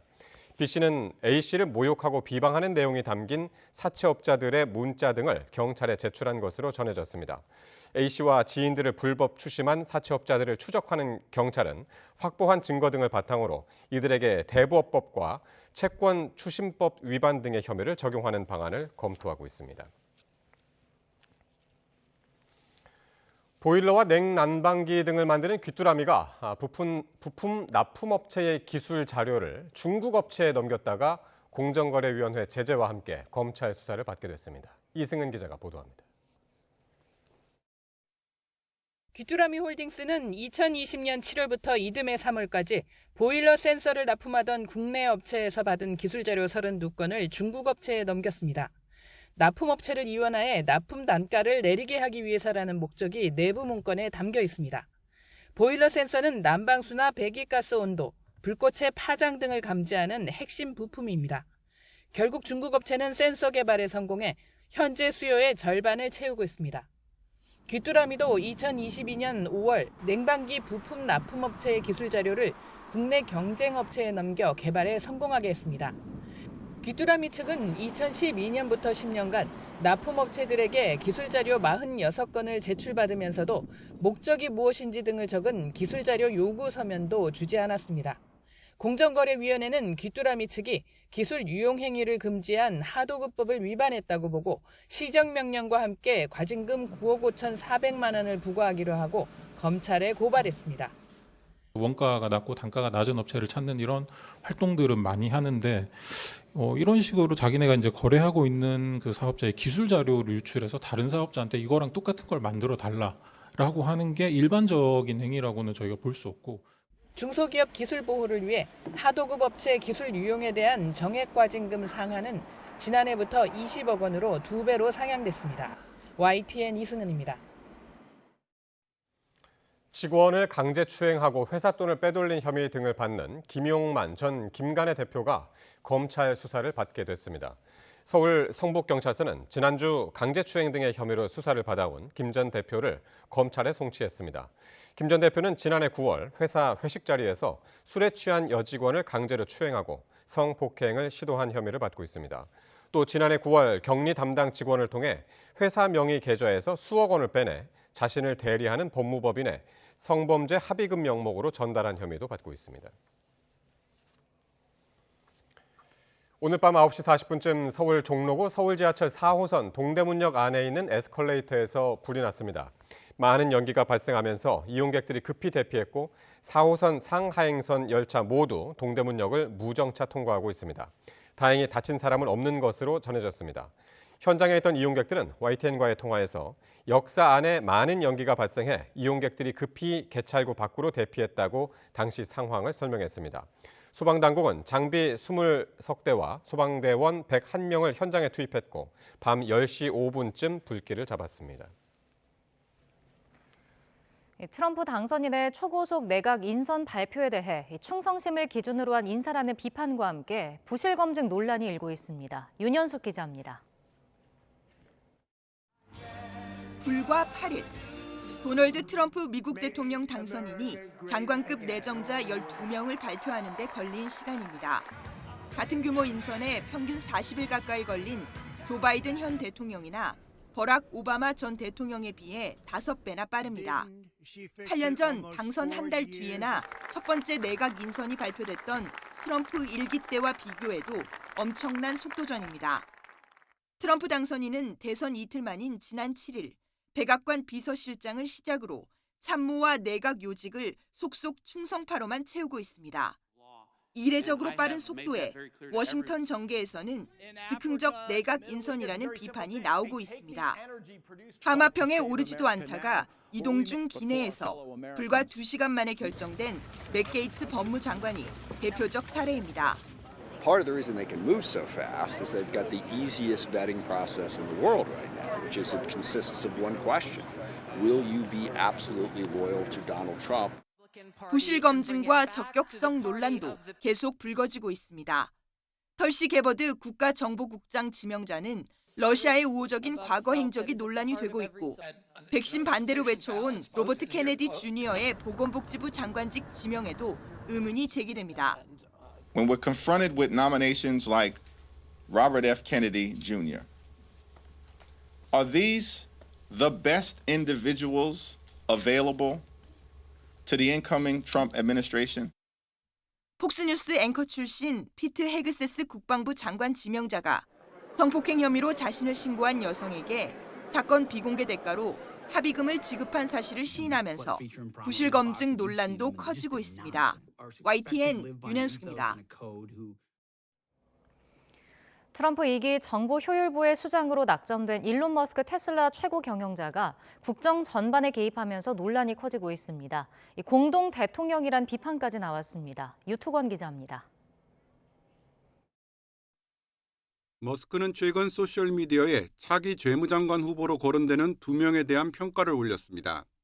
한 명은 실제로 변화를 이룰 수 있는 인물이라고 추켜 세웠고 다른 한 명은 늘 해오던 선택이라며 깎아내렸습니다. 사실상 트럼프를 압박하는 것처럼 보이는 글에 일부 참모들은 경악한 것으로 전해졌습니다. 머스크는 또 남미의 트럼프로 불리는 밀레이 아르헨티나 대통령이 관세를 인하하기로 했다는 소식을 긍정적으로 평가했습니다. 트럼프 2기의 핵심 정책인 전방위 관세 부과를 에둘러 비판했다는 해석이 나왔습니다. 외교 분야에도 깊숙이 개입하면서 비밀리에 유엔 주재 이란 대사를 만났다는 보도가 나오자 이란 정부가 부인하는 소동이 벌어졌습니다. نه قطعا اتفاق نیفتاده. این صرفاً یک خبرسازی هست که توسط رسانه‌های آمریکایی صورت گرفت. 트럼프 측근 사이에선 머스크가 선을 넘고 있다는 불만이 커지고 있습니다. 공동 대통령이라는 말까지 나왔습니다. 연방 정부의 지출을 2조 달러, 2,800조 원이나 줄이겠다는 머스크의 호언장담을 놓고도 실현 가능성이 없다는 비판이 잇따르고 있습니다. 사회보장 예산 전체를 삭감해야만 감당할 수 있는 엄청난 규모이기 때문입니다. Look, Musk may have a big role here. It's not entirely clear what Trump is going to do with this Department of Government Efficiency. 이런 논란에도 불구하고 트럼프는 머스크에게 변함없는 신뢰를 보내고 있습니다. 트럼프가 있는 곳엔 머스크가 있다는 워싱턴 정가의 지적처럼 주말엔 머스크와 함께 종합격투기 경기장에 나타났습니다. YTN 유투건입니다. 지난해 가구가 소유한 집값의 격차가 최대 40배를 웃도는 것으로 나타났습니다. 통계청이 발표한 지난해 주택 소유 통계 자료에 따르면 자산가액 기준 상위 10% 가구의 평균 주택가액은 12억 5,500만 원으로 하위 10% 평균 주택 자산가액 3,100만 원의 40.5배 수준이었습니다. 상위 10% 가구의 평균 소유주택 수는 2.37채로 하위 10%의 0.98채보다 2.4배 많았습니다. 비싼 집을 가진 가구일수록 소유주택 수도 더 많아 우리 사회 자산 양극화를 보여주고 있다는 분석입니다. 더불어민주당 이재명 대표의 25일 위증교사 1심 판결을 앞두고 지난해 국회를 통과한 체포동의안의 효력에도 관심이 쏠리고 있습니다. 보도에 손효정 기자입니다. 가 149표, 부 136표, 기권 6표, 무효 4표로서 가결되었음을 선포합니다. 지난해 9월 위증교사 등 혐의로 구속영장이 청구된 민주당 이재명 대표의 체포동의안이 국회 본회의를 통과했습니다. 현행 범일 경우를 제외하고 현재 국회의원이 회기 중간에 체포나 구금되려면 국회의 동의가 필요한데 체포동의안 가결로 이 대표는 영장 심사를 받았지만 영장이 기각되며 구속 위기를 모면했습니다. 공직선거법 위반 1심 선고로 이 대표 사법 리스크가 현실화되자 대대적인 공세에 돌입한 국민의힘은 다가오는 위증교사 재판 1심을 앞두고 지난해 체포동의안 사태를 재소환했습니다. 앞서 같은 혐의 체포동의안이 이미 국회를 통과했으니 법정 구속 판결이 나올 경우 추가로 국회 동의 없이 구속될 수 있다는 겁니다. 한동훈 대표는 위증교사 사건은 지난해 국회를 통과한 체포동의안에 포함돼 있다고 강조했습니다. 당 법률자문위원장인 주진우 의원도 21대 국회에서 정찬민 의원이 1심에서 법정 구속될 때 앞서 체포동의안이 가결돼 법원이 추가로 이를 요구하지 않았다고 힘을 보탰습니다. 이미 한 번 발부된 체포동의안은 국회 회기와 상관없이 계속 유효하다는 주장인데 민주당은 그러나 체포동의안 가결은 21대대로 국회 회기가 달라져 다시 국회 판단이 필요하다고 반박했습니다.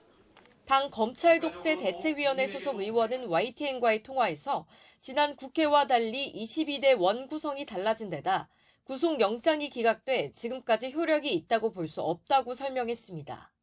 여당이 이 대표 구속 가능성을 부각하는 건 공직선거법 위반보다 위증교사 혐의 재판 형량이 더 무거울 거란 판단에 따른 것으로 보입니다. 지난 1심 선고 이후 애써 당혹감을 감추고 당 전열을 정비하고 있는 민주당도 25일 선고 결과에 촉각을 기울이는 모습입니다. YTN 손효정입니다. 공천 개입 의혹을 폭로한 강혜경 씨가 오늘 창원지검에出석하면서 또다시 폭로를 이어갔습니다.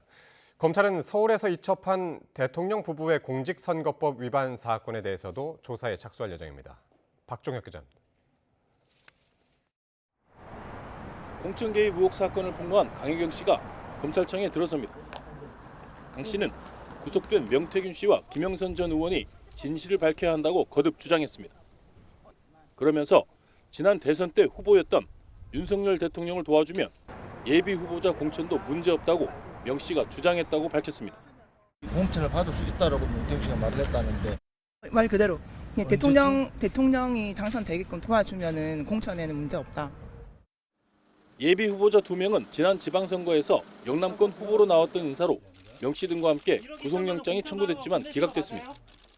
대선 당시 윤석열 후보를 무상 여론조사 등으로 도와주면 김 전 의원은 물론 지방선거 예비 후보자의 공천도 문제없다고 명 씨가 주장했다는 겁니다. 검찰은 대통령 부부 등의 공직선거법 위반과 뇌물 혐의 고발 사건도 조사에 착수합니다. 서울중앙지검에서 창원지검으로 이첩한 고발 사건입니다. 검찰은 조만간 고발 당사자인 시민단체 대표를 불러 고발인 조사를 진행합니다. 창원 제2국가산단 지정 개입 의혹을 밝히기 위해 창원시청 전현직 담당 공무원도 이미 불러 조사했습니다. 창원시는 이와 관련해 입장문을 냈습니다.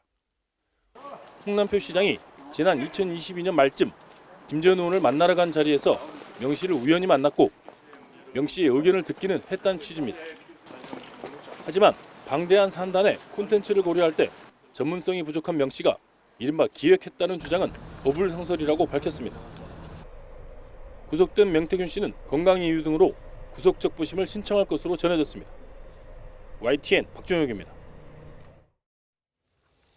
국민의힘 당원 게시판에 한동훈 국민의힘 대표와 가족 이름으로 윤석열 대통령을 비방하는 글이 올라왔다는 의혹을 수사하는 경찰이 게시판 서버 자료 보존을 요청하고 나섰습니다. 서울경찰청 사이버수사대는 국민의힘에 당원 게시판 서버 자료를 보존해달라는 공문을 보낸 것으로 전해졌습니다.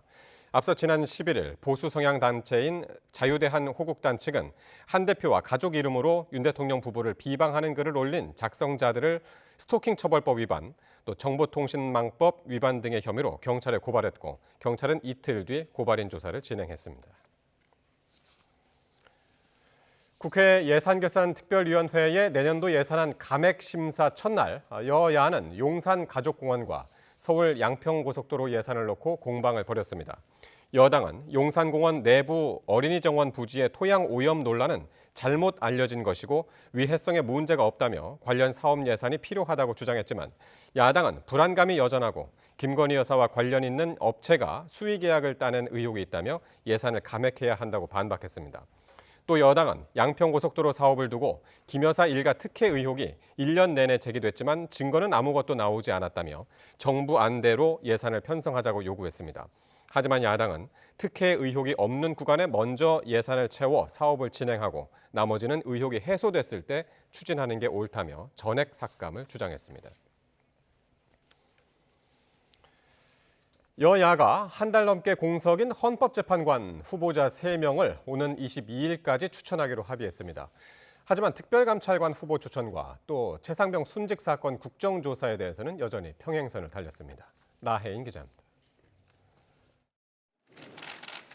지난달 17일 이종석 전 헌법재판소장을 비롯한 재판관 3명이 임기 만료로 퇴임한 뒤 헌재는 6인 체제로 운영되고 있습니다. 후임 후보를 추천해야 할 국회에서 여야가 합의를 이루지 못해 빈자리가 방치되고 있는 겁니다. 헌재는 소장 대행을 세우고 재판관이 최소 7명 있어야 사건을 심리할 수 있게 한 헌법재판소법 효력을 스스로 정지시켜 업무를 이어가고 있습니다. 그래서 3명을 추천하게 되어 있는데 그걸 하지 않는 그것도 지금 국회가 제 기능을 하지 않는 것인데 국회의 뜻은 헌법재판소는 일을 하지 말라는 건가요? 한 달 동안 신경전만 벌이던 여야는 재판관의 질타까지 받고 나서야 합의점을 찾기 시작했습니다. 국회의장 주재로 거대 양당 원내대표가 만나 오는 22일까지 재판관 후보를 추천하기로 뜻을 모았습니다. 11월 22일까지 서로 추천을 마무리하고 정기국회 때까지는 임명될 수 있도록. 하지만 공석 3명 가운데 여야가 각각 몇 명씩 추천할 건지는 더 논의해야 한다며 갈등 소지를 완전히 꺼뜨리진 못했습니다. 양당 간에 어떤 숫자로 추천할지에 관해서는 아직 계속 얘기를 더 나눠야 된다. 윤석열 정부 출범 이후 진보 성향 헌법재판관이 줄고 있다고 보는 민주당은 국회 의석수에 따라 3명 중 2명을 야당이 추천해야 한다고 주장하고 있습니다. 반면 국민의힘은 여야가 1명씩 추천하고 나머지 1명은 합의하자는 입장인데 결국 자기 정파와 성향이 맞는 재판관을 1명이라도 더 임명하려는 수싸움으로 보입니다. 여야는 대통령 친인척을 감찰할 특별감찰관 후보 추천과 최상병 순직 사건 국정조사 같은 쟁점 현안을 두고도 이견을 좁히지 못했습니다. 청문회도 그리고 국정감사도 밀도 있게 했기 때문에 국정조사의 필요성에 동의할 수 없다. 대통령의 특검 거부에 아무것도 안 할 수 없지 않습니까? 그래서 국민의 뜻을 받들어서 여야는 다음 달 10일 정기국회가 끝나기 전에 예산안 처리 등을 위한 본회의를 2번 더 열기로 했습니다. 22대 국회 들어 아직 설치되지 않은 기후위기 연금개혁 특별위원회와 윤리특위도 그 안에 출범하도록 노력하기로 했습니다. YTN 나힌입니다. 서울 강남대로 한가운데서 승용차가 옆 차량과 부딪힌 뒤 넘어졌습니다. 알코올이 감지된 운전자는 현장 측정을 거부했습니다. 사건 사고 소식 양동훈 기자입니다. 도로 한가운데 경찰차가 서 있고 경찰관들은 수신호를 동원해 교통 정리를 합니다. 그 뒤에는 승용차 한 대가 누워 길을 가로막고 있습니다. 서울 강남대로 신사역 부근에서 차선을 변경하던 승용차가 옆 차량과 부딪힌 뒤 넘어진 건 오후 4시 20분쯤입니다. 모두 3명이 경상을 입었는데 출동한 경찰이 확인한 결과 운전자에게서 알코올이 감지됐습니다. 운전자는 음주 측정을 거부하고 체열을 요구했고 경찰은 정확한 혈중 알코올 농도를 확인하면서 사고 경위를 조사할 방침입니다. 뿌연 연기가 하늘을 뒤덮을 듯 무섭게 피어오릅니다. 헬기도 연신 날아와 물을 뿌려댑니다. 오전 11시쯤 경기 파주시 광탄면에 있는 공장에 불이 났습니다. 소방차들이 와서 현재 지금 물 뿌리고 있는 상황이 보이고 있습니다. 그리고 소방 헬기도 지금 2대 정도가 계속 왔다가 번갈아 가면서 지금 물을 뿌리고 있는 그런 상황입니다. 직원 2명이 스스로 대피해 다친 사람은 없었지만 불이 난 공장이 모두 타고 주변 공장 2개 동으로도 불이 번졌습니다. 소방당국은 장비 51대에서 80대를 동원하는 대응 2단계를 발령해 4시간 만에 큰 불길을 잡았습니다. 수인분당선 기흥역에서는 열차 위쪽에 있는 전기 공급 장치에서 불꽃이 튀는 등 불이 났습니다. 출동한 소방당국이 20분 만에 화재를 모두 진압했고 다행히 다친 사람은 없었습니다. 다만 화재 여파로 사고 열차에 타고 있던 승객 600여 명이 버스 등 다른 교통수단으로 옮겨 타는 불편을 겪었습니다. YTN 양동훈입니다. 최근 국내 공항에서 마약 탐지 장비 오류로 여성이 착용하던 생리대까지 벗고 몸수색을 받았다는 사실이 알려지며 논란이 일었습니다. 지난 8일 대구공항에 설치된 마약 탐지 장비가 한 여행객의 캐리어에서 높은 수치를 감지했습니다. 30대 여성 A씨와 일행의 짐이었는데 A씨는 자신의 전자담배 액상이라고 설명했습니다. 세관은 이들을 대상으로 몸에 부착된 물체를 감지하는 밀리미터파 스캐너를 이용해 추가 검사를 진행했습니다. 이때 A씨의 바지 부근에 물체가 감지됐는데 알고 보니 그 물체는 A씨가 착용하고 있던 생리대였습니다. 직원실로 이동한 A씨는 생리대를 확인해야 한다는 세관의 요구에 여성 직원에게 생리대를 벗어서 보여줘야 했습니다. 이후 20분 동안 수색이 이어졌지만 마약 의심 물품은 없었고 세관은 현장에서 문제가 없다는 결론을 내렸습니다. 이 사건 이후 A씨는 5일간 하혈할 만큼 심각한 스트레스를 받았다고 전해졌습니다. 세관은 사회적으로 마약 문제가 많아지며 철저한 검사가 필요하다고 판단했다고 해명했는데요. 마약 탐지 장비 오류에 대해선 액상 전자담배 분자 구성이 마약과 비슷해서 일어난 일이라며 앞으로 선량한 시민이 피해보지 않도록 노력하겠다고 덧붙였습니다. 이를 두고 수치심을 느꼈을 여성에게 충분한 사과와 보상이 필요하다. 또 검사를 소홀히 할 수 없는 직원 탓은 하지 말자는 등의 다양한 의견이 올라왔는데요. 공항 검색 과정에서 시민 인권과 승객의 안전이 조화를 이룰 수 있도록 개선해야 할 것으로 보입니다. 네, 왕년의 복싱 스타 마이크 타이슨을 기억하십니까? 19경기 연속 KO, 핵주먹이란 별명이 우리에겐 더 친숙하죠.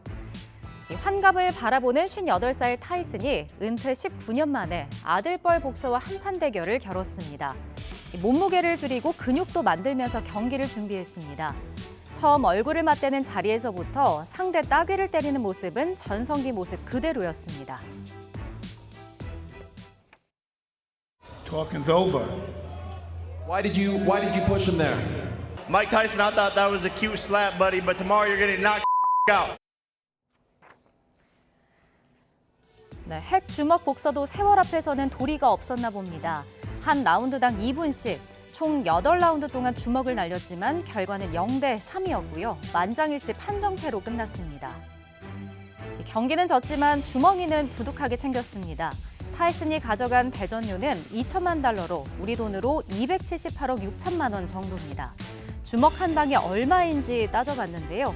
경기 내내 78번 주먹을 뻗었으니까 한 방에 25만 6천 달러, 우리 돈 3억 5천만 원이 넘는 돈을 번 셈입니다. 원래 이번 경기는 지난 7월에 잡혔지만 타이슨이 대회를 2달 앞두고 비행기에서 궤양으로 쓰러지면서 연기됐습니다. 몸을 다시 만들기 위해 8번의 수혈을 받았고 몸무게는 11kg이나 빠졌다고 경기가 끝난 뒤에 SNS에 고백했습니다.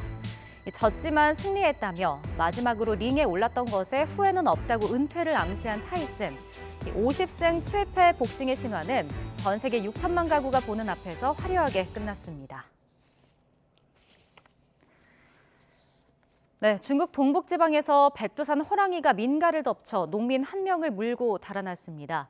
개체수가 늘면서 피해가 잦아지고 있습니다. 베이징에서 강정규 특파원입니다. 중국 동북지방 헤이룽 장성의 한 농가. 천둥이 치는 듯한 울음소리와 함께 짐승 한 마리가 대문 앞을 스쳐 지나갑니다. 마침 집 밖으로 나온 노인은 이웃 주민의 다급한 외침에 걸음을 멈춥니다.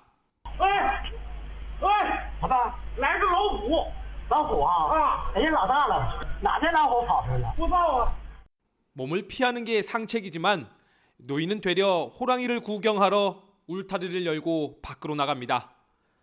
순간 멀어졌던 으르렁 소리가 커지더니 노인이 뒷걸음치며 마당 안으로 다시 들어옵니다. 안도의 한숨을 돌리는 것도 잠시.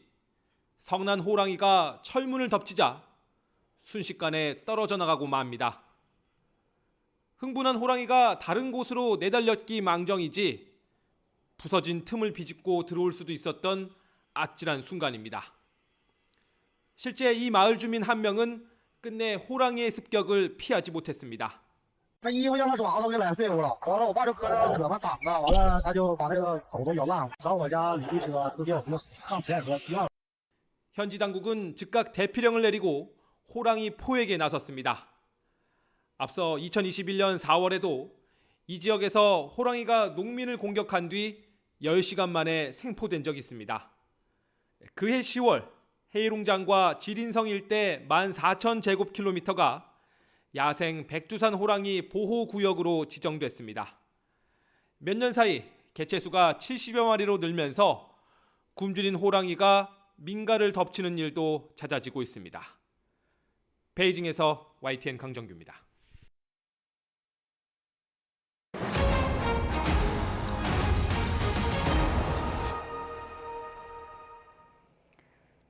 (4분기) 출시를 앞두고 있던 엔비디아의 AI칩 블랙웰에서 서버 과열 문제가 발견돼 양산이 더 늦어질 수 있다는 보도가 나왔습니다. 워싱턴에서 홍상희 특파원입니다. 지난 3월 AI 컨퍼런스 GTC 2024에서 엔비디아가 공개한 차세대 AI 칩 블랙웰입니다. 기존 하퍼 시리즈에 비해 최대 30배의 대규모 언어 모델 추론 성능을 기대할 수 있어 괴물 계산기로 불리며 시장의 기대를 모았습니다. Blackwell is not a chip. Blackwell is the name of a platform. People think we make GPUs, and we do, but GPUs don't look the way they used to. 그러나 4분기 출시를 앞둔 블랙웰에 다시 문제가 생겼다는 보도가 나왔습니다. 미 IT 매체 디인포메이션은 블랙웰을 맞춤형 서버렉에 연결했을 때 과열이 발생하는 문제가 발생했다고 보도했습니다. 생산 과정에서 결함이 발견돼 출시 시기가 지난 2분기에서 늦춰진 데 이어 서버 과열 문제가 사실로 밝혀질 경우 블랙웰을 주문한 마이크로소프트나 구글 등은 다시 제품 양산을 기다려야 하는 상황을 맞게 됩니다. 엔비디아 측은 엔지니어링 팀이 클라우드 서비스 제공업체와 협력 중이라며 엔지니어링을 되풀이하는 건 정상적인 일이라고 밝혔습니다. 이런 가운데 우리 시각으로 오는 21일 발표되는 엔비디아의 3분기 실적이 관심입니다. 지난 8월에는 2분기 매출이 300억 달러로 시장 전망치를 웃돌았지만 이전보다 상회폭이 줄어들면서 시간외 거래에서 7% 이상 하락하기도 했습니다. And then we have the big one, which is NVIDIA on Wednesday. And what we're really looking for there is what is the revenue growth coming out of artificial intelligence? Do we continue to see benefits there? 미 대선 이후 트럼프 랠리가 상승장을 이끌었지만 지난 15일 금리 인하 속도 조절을 시사한 제롬 파월 연준 의장의 발언 등으로 엔비디아 주가는 3.25% 급락했고 반도체와 AI 관련주 하락으로 이어졌습니다. 시장에서 엔비디아의 3분기 매출을 지난해 대비 80% 이상 증가한 330억 달러, 순이익은 184억 달러로 예상하는 가운데 이번 실적 발표가 트럼프 랠리의 향방을 결정할 전환점이 될 전망입니다. 워싱턴에서 YTN 홍상입니다. 한국소비자원이 미국 블랙프라이데이 등 대규모 할인 행사가 몰린 연말을 맞아 해외 직접 구매 소비자 피해주의보를 발령했습니다.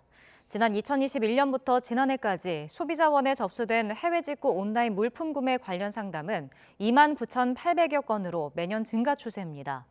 이 가운데 대규모 할인 행사가 집중된 11월부터 12월 사이 상담 건수가 5,900여 건으로 가장 많았습니다. 내수 부진으로 판매직 고용 상황이 코로나19 사태 때 수준으로 악화한 것으로 나타났습니다. 통계청 집계를 보면 올해 들어 지난달까지 월 평균 판매 종사자 수가 251만 8천 명으로 지난해 같은 기간보다 11만 명 줄었습니다. 코로나19 사태 영향으로 월 평균 9만 4천 명이 감소한 지난 2022년과 비슷한 감소폭입니다. 판매 종사자는 온라인 거래 증가와 키오스크 확대 등의 영향으로 꾸준히 감소하는 추세지만 내수 부진에 따라 감소폭이 커진 것으로 보입니다. 특히 올해 줄어든 판매직 11만 명 가운데 절반에 가까운 5만 1,000명이 15세에서 29세 청년층이었습니다. 세종에 있는 상가 건물 2층 주택에서 불이 나 60대 부부가 숨졌습니다. 화재 당시 주방 가스 밸브가 열린 상태로 확인됐습니다. 보도에 김기수 기자입니다. 2층 건물 위로 연기가 올라오기 시작하더니 조금씩 옆으로 퍼져나갑니다. 소방차와 구급차가 연이어 들어오고 소방대원이 불이 난 곳으로 급하게 이동합니다. 세종시 연기면에 있는 상가 건물 2층 주택에서 불이 났습니다. 연기하고 불은 거의 다 잡은 상태였었어. 그리고 크게 막 불꽃이 막 갈아타고 그런 게 아니었었어. 속 내려서 속에서 그냥 꽉 찼던 연기하고 막 나오는 거. 이 불로 주택 내부에 있던 60대 부부가 숨진 채 발견됐습니다. 이들은 모두 전신에 화상을 입고 숨져 있던 것으로 확인됐는데 화재와 함께 발생한 유독가스를 마셔 미처 대피하지 못한 것으로 소방당국은 보고 있습니다. 화재가 발생한 건물 출입구에는 가재 도구들이 어지럽게 널려 있는데요. 주변에선 매캐한 냄새가 진동하고 있습니다. 감식 결과 화재 당시 주방가스 밸브는 열려 있던 상태로 확인됐습니다. 소방당국은 불에 탄 부분이 많은 주방 쪽에서 화재가 시작된 것으로 보고 펑소리가 났다는 신고자의 진술을 토대로 정확한 화재 원인을 파악하고 있습니다. 또 난방 전열기구 등이 화재에 영향을 줬는지도 함께 살펴보고 있습니다. 전문가들은 가스가 차 있는 상황이라면 난방기구 등에서 발생하는 작은 불씨만으로도 화재로 이어질 수 있다고 말합니다. 가스가 장기간 새어나오게 되면은 외부에서의 점화원이 있을 때 급격히 가스 폭발로 이루어지는 폭발 화재로 이어질 수 있는 문제가 있기 때문에 환기가 줄고 난방 수요가 늘어나는 겨울철, 자칫 작은 불씨가 큰 화재로 이어질 수 있는 만큼 불씨 관리에 각별한 주의가 필요해 보입니다. YTN 김기수입니다. 국내 연구진이 개발한 네발 로봇이 세계 최초로 마라톤 풀코스를 완주하는 데 성공했습니다. 임늘솔 기자가 보도합니다. 경북 상주에서 열린 마라톤 대회. 많은 마라토너 사이에서 네발 로봇이 함께 달리고 있습니다. 자신만의 흐름을 잃지 않고 묵묵히 뛴 결과 4시간 19분 52초 동안 42.195km를 달려 결승선을 통과했습니다. 카이스트 연구진이 개발한 네발 로봇 라이버2가 세계 최초로 마라톤 풀코스 완주에 성공한 겁니다. 이번 대회에서는 주변 사람들과의 사고 방지를 위해 연구원이 무선 장치로 라이버2에 방향 전환 명령을 내리는 방식으로 진행됐습니다.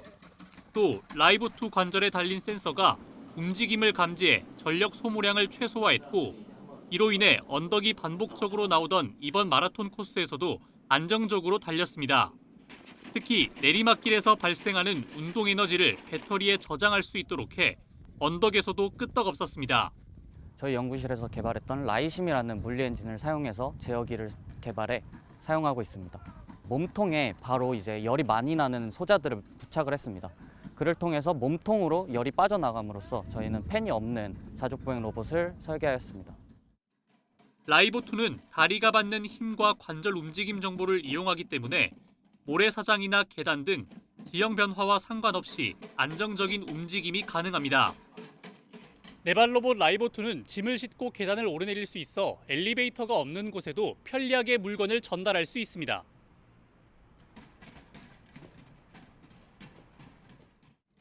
또 기존에는 한 번 충전으로 20km에 그쳤는데 이번에는 배터리 용량을 33% 늘려 평지에서 직선으로 달릴 경우 최대 67km 달릴 수 있습니다.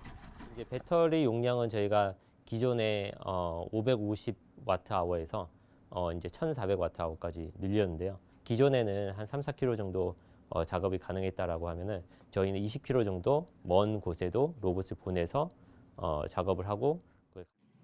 라이버2는 이번 마라톤 완주를 통해 도심 환경에서 배달이나 순찰 등의 업무를 수행할 수 있음을 확인했습니다. 연구진은 앞으로 야간 경계, 험지 순찰, 구호물품 전달 등에 활용할 수 있도록 보행 성능을 늘려나갈 계획입니다. YTN 사이언스 임늘솔입니다.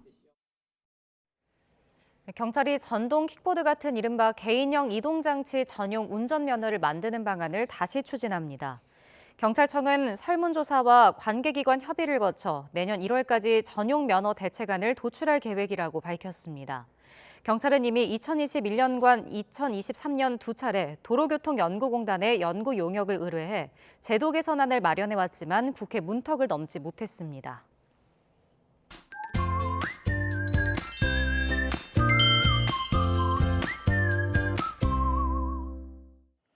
계절의 시계가 초겨울에 맞춰지며 오늘은 종일 추웠습니다. 올가을 들어 처음으로 서울 아침 기온이 영하권으로 떨어지기도 했는데요.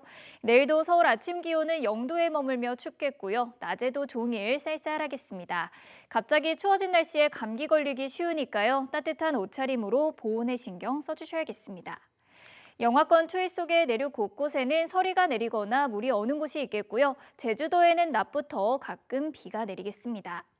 내일 아침 기온은 대부분 0도 안팎에 머물겠습니다. 서울이 0도, 대전은 영하 1도, 대구는 1도에서 출발하겠고요. 낮에는 예년 수준의 쌀쌀한 날씨가 이어지겠습니다. 내일 서울 낮 기온은 10도, 대전은 12도, 대구는 13도, 부산은 16도로 예상되고 있습니다. 이후 남은 한 주간 대체로 맑은 가운데 11월 하순에 걸맞은 늦가을 날씨가 이어지겠습니다. 지금까지 날씨 정보였습니다. YTN 뉴스나이트 월요일 순서 모두 마칩니다. 저희는 내일 밤 9시 40분에 새로운 이슈들과 함께 다시 찾아뵙겠습니다. 시청해주신 여러분 고맙습니다.